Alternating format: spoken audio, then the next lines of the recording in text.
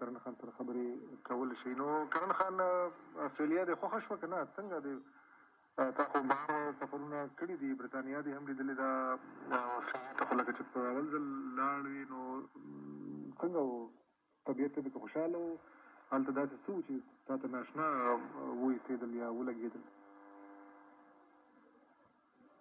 یاره باچاجي استرالیا یو خو ښکلی وطن دی، که نه دا ویلی شو چې وطن هم ښکلی دی، لکه څنګه چې د یورپ ملکونه دي دغه شانتې چې پاک او صفا او ودانۍ هم ښکلي دي. بل زه پکې ډېر زیات په دې خوشحاله شوم او وروسته زه غواړم چې خپلو مینهوالو ته ورسوم.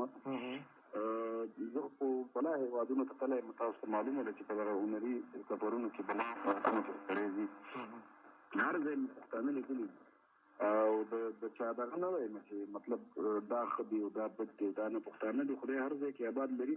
خو د استرالیا پښتانه چې دي هغه ټول روزګار کوي، هغه ټول مصروفه دي، مطلب جاب لري، ډاکټران دي پکې، بزنسمینان دي پکې او ډېر په کار دي دغه خلک. نو زه دې ته ډېر خوشحاله شوم چې هلته پښتانه ډېر په روزګار دي او خپله کمیونټیز لري. لکه د سوات د خلکو پکې یوه کمیونټي وه، 2-3 کورونه په هغې کې رجسټرډ وو او تنظیم یې هم رجسټرډ وو د جرګه په نوم باندې.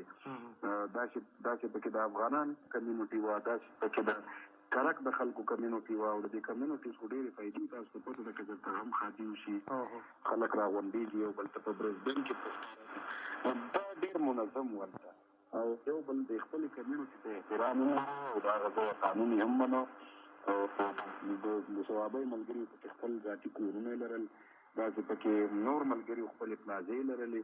نو دا ما دپاره ډېره د خوشحالۍ خبره وه چې پښتانه په استرالیا کې وو او د خپلو جایدادونو مالکان. ډېر ښه. او داسې کوم معلومات دې ترلاسه کړل چې درته وویل چې دغلته په ټول شمېر به د پښتنو یا افغانانو څومره وي په استرالیا کې یا په یو خاص ښار کې یا داسې یو ځای چې هلته ګنې ډېر میشت دي د خلک، زموږ د وطن خلک؟ نو باچاجي په ملبن کې ډېر پښتانه دي، ملبن یو ښار دی په هغې کې ډېر پښتانه دي وکټوریا کې، او وایي چې دلته به وي داسې 100,000 پښتانه به وي که نه په استرالیا کې. نو دا ډېر لوی تعداد دی چې سړی ګوري. او ستاسو کنسرټونه تا وویل چې په ملبرن کې او په سیډني کې او په برزبن کې لکه چې شوي دي په دریو ځایونو کې، نو